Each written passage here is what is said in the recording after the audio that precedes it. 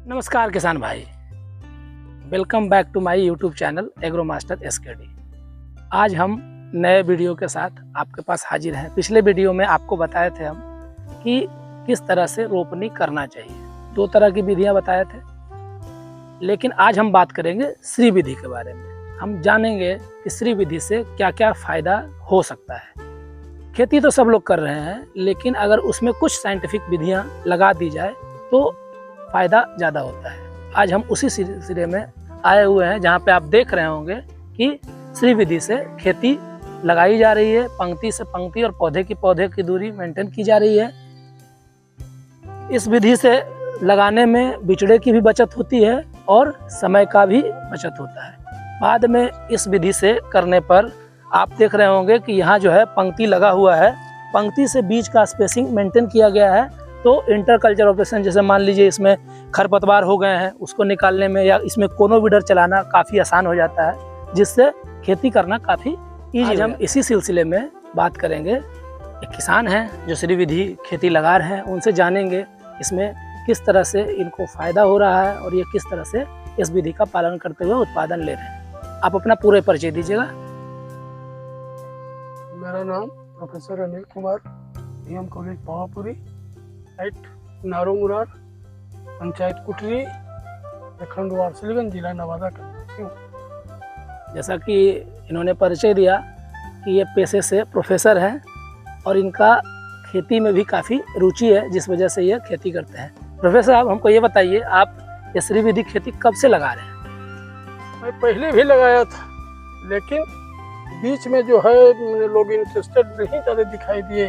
फिर इस वर्ष जो है मैं कर रहा हूँ, तो अच्छा रहा था पर। अच्छा, हमको ये बताइए इसमें क्या क्या चीज़ें आप कदवा करने समय क्या क्या चीज़ें इसमें डाले हैं? इसमें फास्फोरस, पोटास डाल दिए और गोबर का खाद डाले हैं कि नहीं डाले?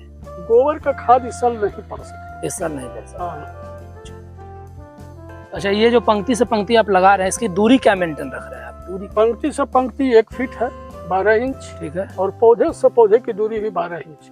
एक जगह पे कितने पौधे लगवा रहे हैं? एक पौधा लगवा रहे हैं। एक पौधा लगवा रहे हैं। कितने दिन का पौधा लगवा रहे हैं? ये 15 से 17 दिन का पौधा है। 15 से 17 दिन का पौधा है। जैसा कि आप देख रहे हैं, यहाँ पे रोपनी चल रहा है और पंक्ति और पौधे से पौधे की दूरी भी मेंटेन की गई है। अच्छा, खरपतवार के रक्षा के लिए इसमें कुछ डाले हैं कि नहीं? हाँ, हर्बिसाइड डाल दिए हैं। हर्बिसाइड डाल दिए हैं। अच्छा, क्या हर्बिसाइड का नाम याद है? ठीक है, रिफ्यूड प्री इमरजेंसी हर्बिसाइड है। अच्छा डॉक्टर साहब, हमको ये बताइए कि इस विधि से जब आप लगाते हैं खेती, तो आपको क्या क्या बेनिफिट समझ में आता है? हाँ, इसमें जो है कल्ला बहुत ज्यादा निकलता है। ठीक है। बीज हमको कम लगता है। ठीक है ना?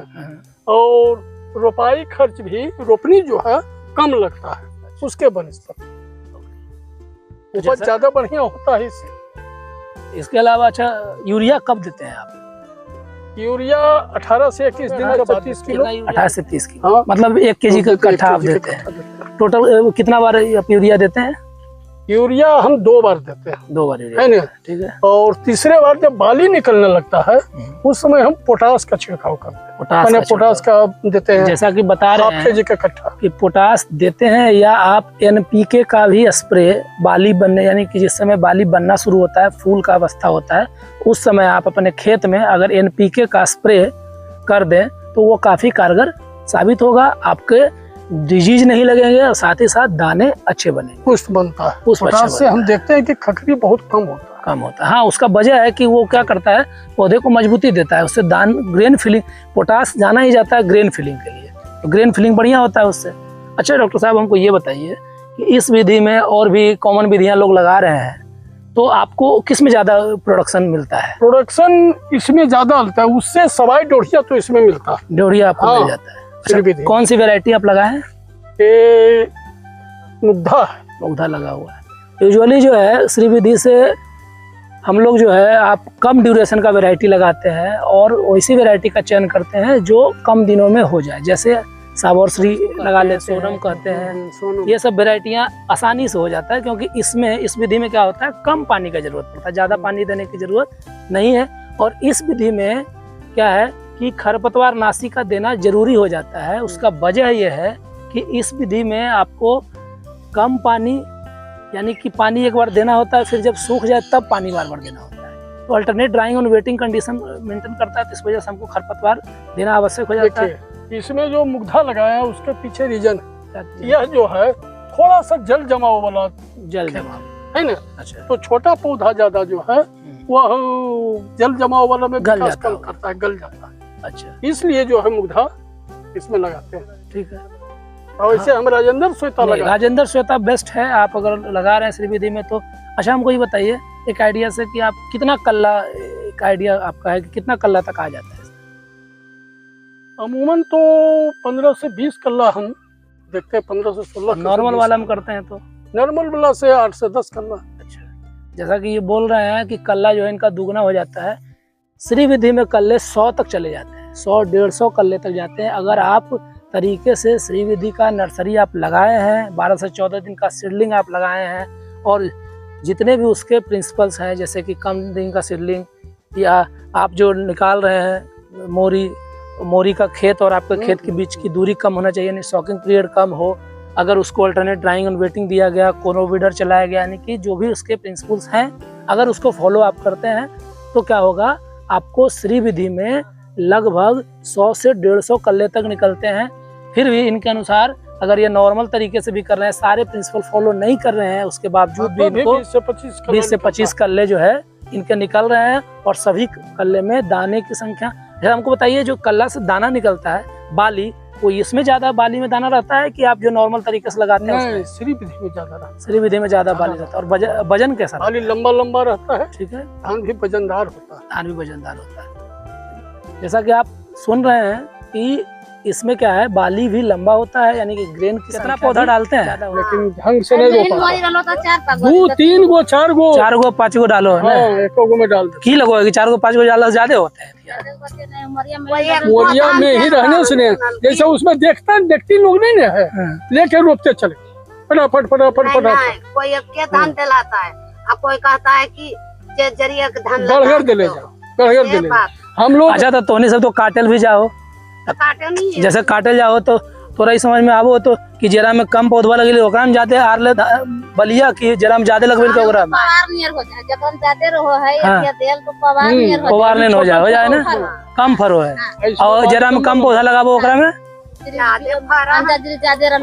अंजा ज्यादा वो है।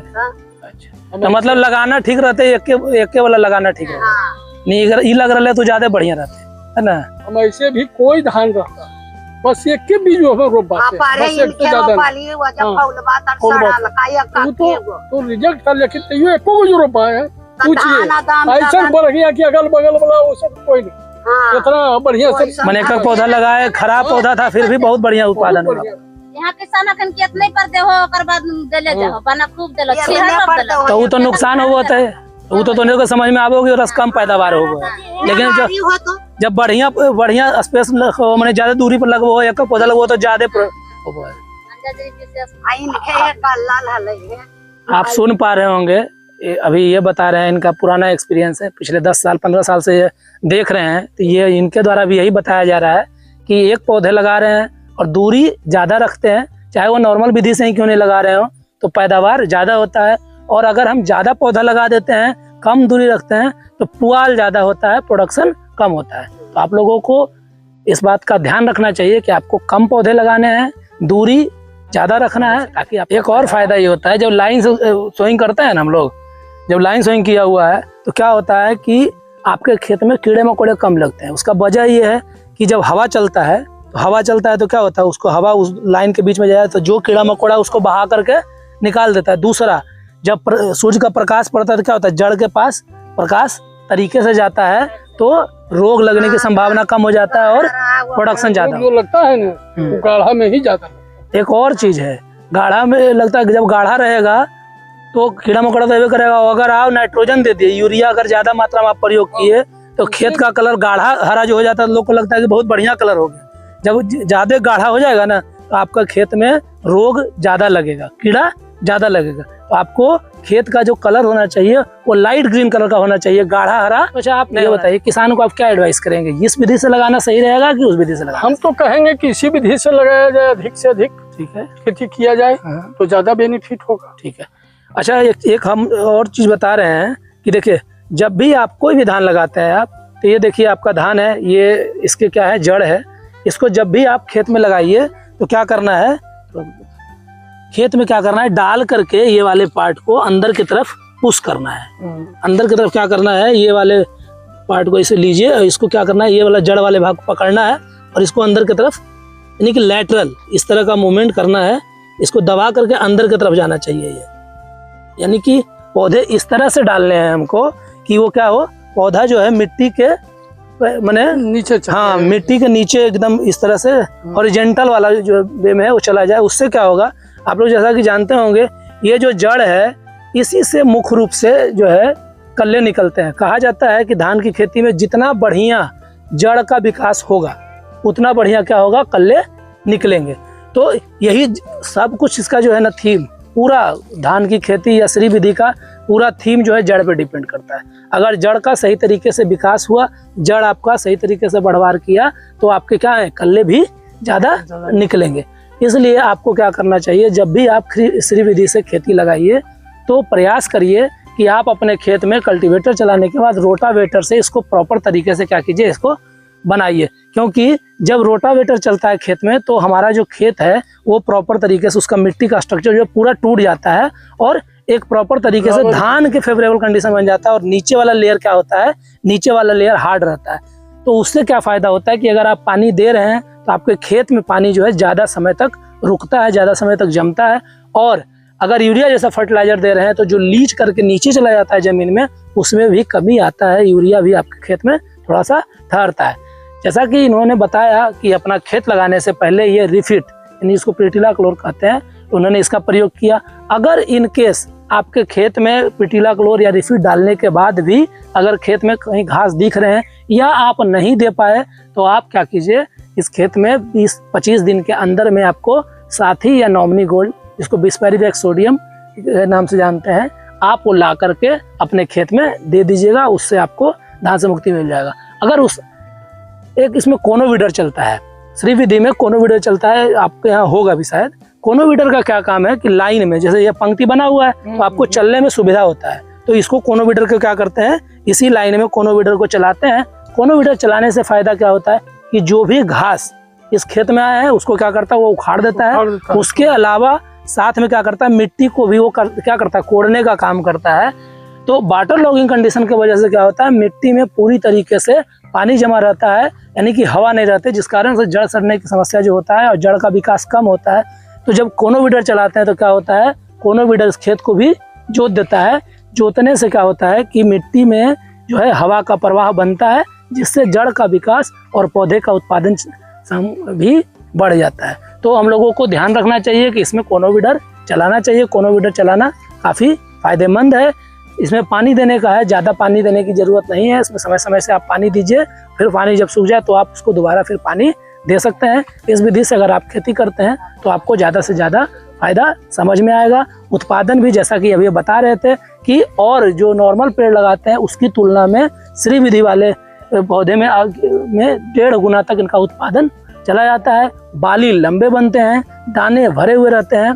और इन्होंने एक बात बताया कि जिस समय फूल बनने की अवस्था होती है उस समय ये पोटास का स्प्रे, आप NPK का स्प्रे करिए।